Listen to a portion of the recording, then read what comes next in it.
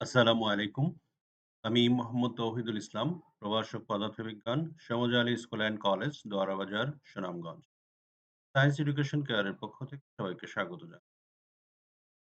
যে বিষয়টা নিয়ে আলোচনা করব, নিউটনিয়ান বলবিদ্যা, লেকচার 1, জড়তা, বল, মৌলিক বল, নিউটনের গতির সূত্রসমূহ, ভরবেগ এবং ঘাত বল থাকছে।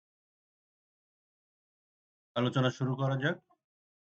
প্রথমে আসি জড়তা কাকে বলে দেখে নিই। পদার্থ যে অবস্থায় আছে সে অবস্থায় থাকতে চাওয়ার যে প্রবণতা বা সেই অবস্থা রাখতে চাওয়ার যে ধর্ম তাকে জড়তা বলে।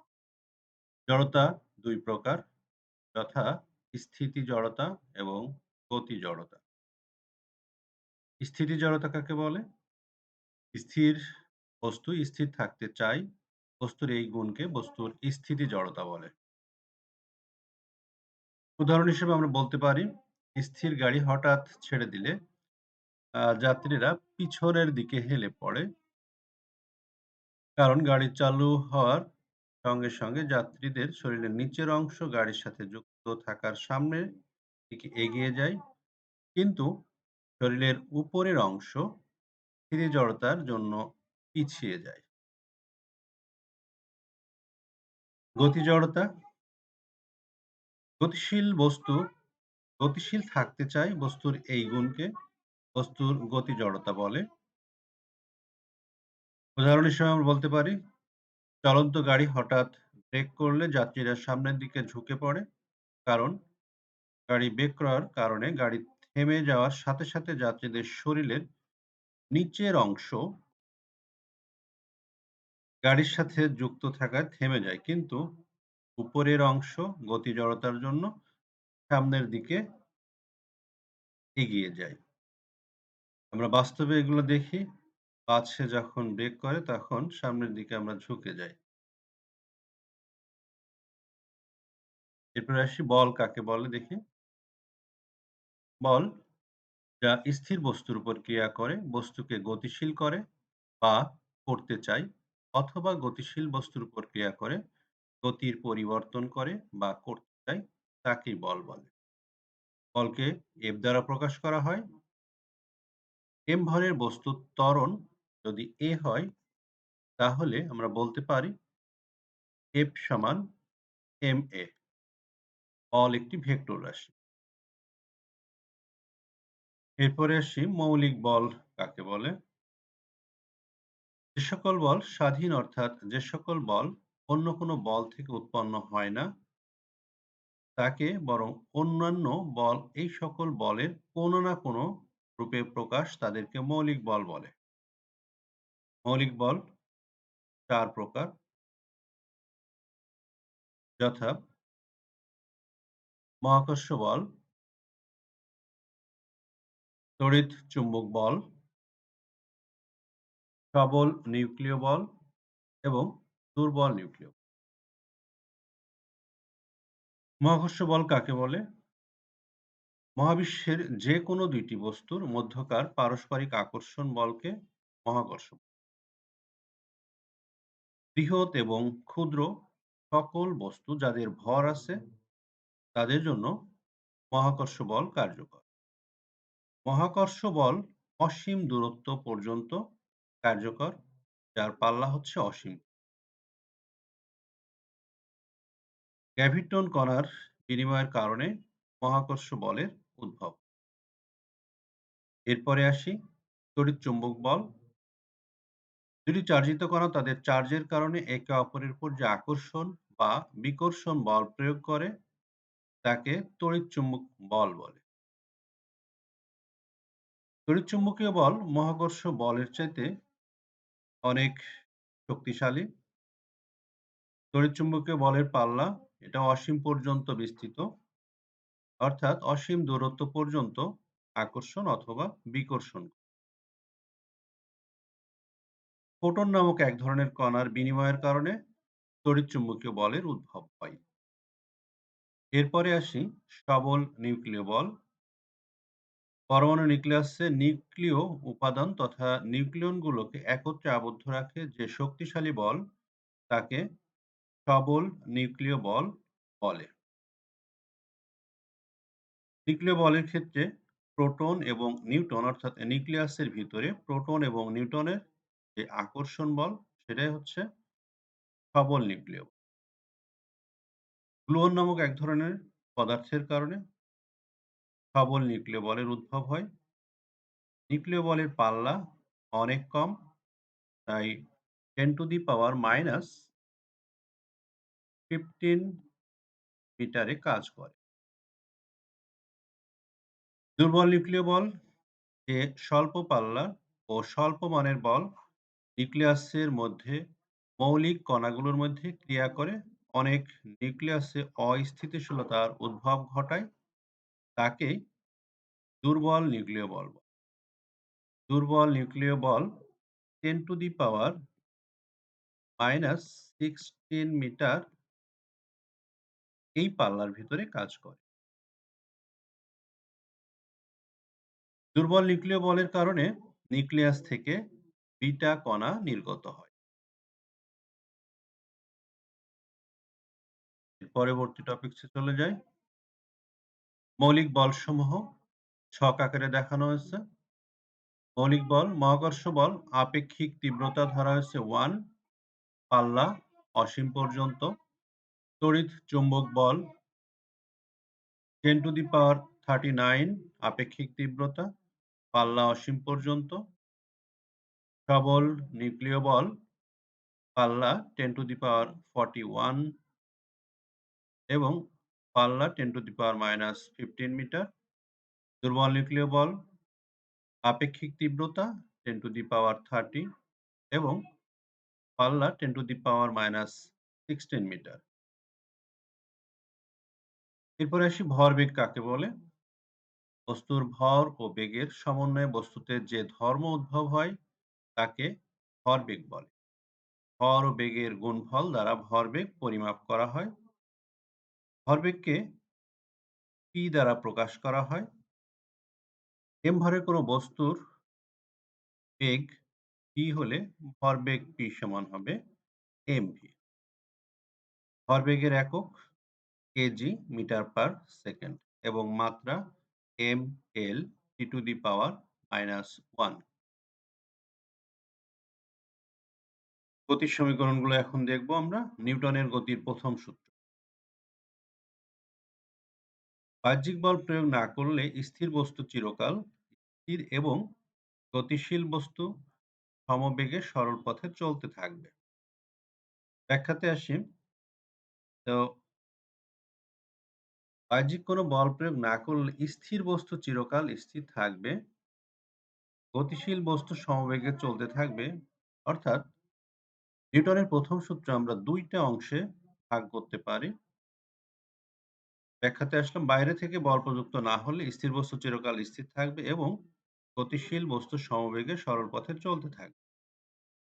সুতরাং দেখা যায় যে গতির প্রথম সূত্রের ২ টি অংশ। প্রথম অংশ থেকে স্থির বস্তুর গতিশীল থাকার প্রবণতা সম্পর্কে স্পষ্ট ধারণা পাওয়া যায়। এই প্রবণতাকে স্থিতি জড়তা বলে, যেটা একটু আগে আমরা দেখে আসলাম। আবার দ্বিতীয় অংশে গতিশীল বস্তুর গতিশীল থাকার প্রবণতা লক্ষণীয়। এই প্রবণতাকে গতি জড়তা বলে। এ কারণে নিউটনের গতির প্রথম সূত্রকে জড়তার সূত্র বলা হয়। এই সূত্র থেকে বলের সংজ্ঞাও পাওয়া যায়। এরপরে আসবো নিউটনের দ্বিতীয় সূত্র গণনা। বস্তুর ভরবেগ পরিবর্তনের হার বস্তুর উপর প্রযুক্ত বলের সমানুপাতিক এবং বল যেদিকে ক্রিয়া করে বস্তুর ভরবেগের পরিবর্তনও সেই দিকে। ব্যাখ্যাতে আসি। এই সূত্রের ব্যাখ্যা হলো সামেশন এফ সমান এম এ। এটা আমরা প্রতিপাদন করে এখন দেখব। মনে করি কোনো গতিশীল বস্তু কণার ভর বেগ ই এফ বলের ক্রিয়ার ক্ষুদ্রাতি ক্ষুদ্র সময় ব্যবধানে ডিটি অবকাশ কণার ভরবেগের পরিবর্তন ডিপি হলে ভরবেগের পরিবর্তনের হার ডি ডিটি অফ টি হবে। গতির দ্বিতীয় সূত্র অনুসারে ভরবেগ পরিবর্তনের হার প্রযুক্ত বলের সমানুপাতিক, অর্থাৎ ডি ডিটি অফ পি সমানুপাতিক এফ। বস্তুকণার ভর m এবং বেগ v হলে ভরবেগ p সমান আমরা কি লিখতে পারি? p সমান mv। p এর পরিবর্তে আমরা mv বসিয়ে পাই p dt of mv সমানুপাতিক f, m ধ্রুবক, এটা বাইরে বের করে নিলাম। d dt of v সমানুপাতিক f। তাহলে m d dt of v সমান আমরা জানি a ত্বরণের সংজ্ঞা থেকে। এটা গতিবিদ্যাতে তোমাদের দেখানো হয়ে গেছে। m এর সমানুপাতিক f। তো আমরা লিখতে পারি m এর সমান kf। এখানে k একটি সমানুপাতিক ধ্রুবক যার মান একক বলের সংজ্ঞা দ্বারা নির্ধারণ করা যায়। যে বল একক ভরের উপর ক্রিয়া করে, একক ত্বরণ সৃষ্টি করে তাকে একক বল বলে। এখন k সমান যদি 1 হয়, অর্থাৎ f সমান 1, m সমান 1, a সমান 1 হয়, তবে সমীকরণ ১ হতে সবগুলো 1 বসিয়ে দিলে k সমান হচ্ছে 1। পূর্বের সমীকরণে k সমান 1 বসালে আমরা পাচ্ছি কি? ma সমান f। অর্থাৎ আমরা লিখতে পারি f সমান ma। কোন বস্তুর উপর স্বতন্ত্র বলগুলি যদি হয় যথাক্রমে F1, F2, F3 n সংখ্যক পরিমাণ বল যদি কোনো বস্তুর উপর কার্যকর হয়, সেই ক্ষেত্রে সবগুলো বলের সমষ্টি অর্থাৎ F1 plus F2 plus F3 plus Fn সমান ma। এটাকে আমরা সামেশন লিখতে পারি। সামেশন f সমান ma। এখানে সামেশন f হচ্ছে লব্ধি বল বা নিট বল। এখানে সামেশন f সমান সবগুলো বলের সমষ্টি। তো আমরা এখান থেকে পেলাম কি? F সমান ma। এই সমীকরণটা প্রতিপাদন করলাম। এরপরে বলের একক নিউটন, এটার সংজ্ঞা আমরা দেখি। যে বল ১ কেজি ভরের উপর ক্রিয়া করে 1 মিটার পার সেকেন্ড স্কয়ার ত্বরণ সৃষ্টি করে তাকে 1 নিউটন বল বলে। অর্থাৎ ১ নিউটন সমান 1 KG into 1 metre per second square. এখন আসি দ্বিতীয় সূত্র থেকে প্রথম সূত্র প্রতিপাদন।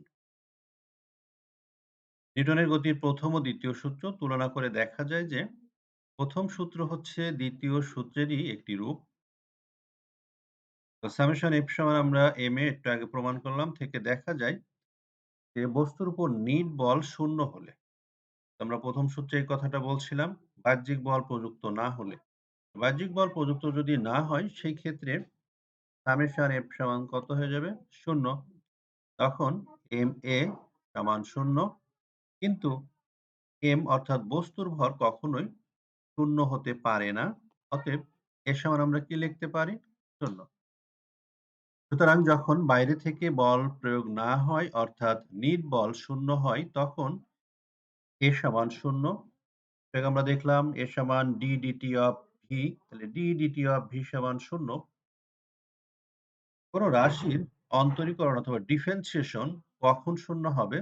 যদি রাশিটি ধ্রুবক হয়। অতএব v এর ডিফারেন্সিয়েশন 0। অতএব v হচ্ছে ধ্রুবক।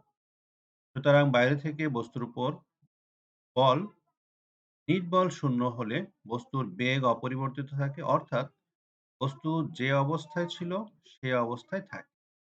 অর্থাৎ বাহ্যিক বল প্রয়োগে বস্তুর অবস্থান পরিবর্তন করতে বাধ্য না করলে স্থির বস্তু চিরকাল স্থির এবং গতিশীল বস্তু চিরকাল সমবেগে সরল পথে চলতে থাকবে।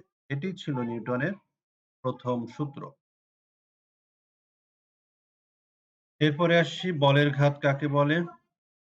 কোন বল ও বলের ক্রিয়াকালের গুণফলকে বলের ঘাত বলে। কোন বল F যদি কোন বস্তুর উপর t সময় থেকে tf ফাইনাল সময় পর্যন্ত ক্রিয়া করে তাহলে বলের ঘাত হবে J সমান t1 থেকে ti থেকে শুরু করে tf পর্যন্ত f dt। J সমান f টা বের করে নিলাম, ইন্টিগ্রেশন ti থেকে tf পর্যন্ত dt এর সমাকলন হচ্ছে t। তাহলে J সমান f t ti থেকে শুরু করে tf পর্যন্ত f tf মাইনাস ti। তো tf মাইনাস ti কে আমরা ডেল্টা t দ্বারা প্রকাশ করি, J সমান f ডেল্টা t। বলের ঘাতের সাথে এখন আসবো আমরা ভরবেগের সম্পর্কতে। বলের ঘাত F হলে বলের ঘাত প্রদত্ত বল F হলে বলের ঘাত J সমান ইন্টিগ্রেশন F dt F পরিবর্তে আমরা লিখতে পারি d dt of P। তো এরপরে আমরা লিখতে পারি J সমান PI থেকে শুরু করে PF পর্যন্ত dP, dP এর সমাকলন P লিমিট PI থেকে শুরু করে PF পর্যন্ত J সমান PF মাইনাস PI, অতএব J সমান ডেল্টা P, অর্থাৎ বলের ঘাত ভরবেগের পরিবর্তনের সমান। আজকের ক্লাস এ পর্যন্তই। সবাইকে ধন্যবাদ।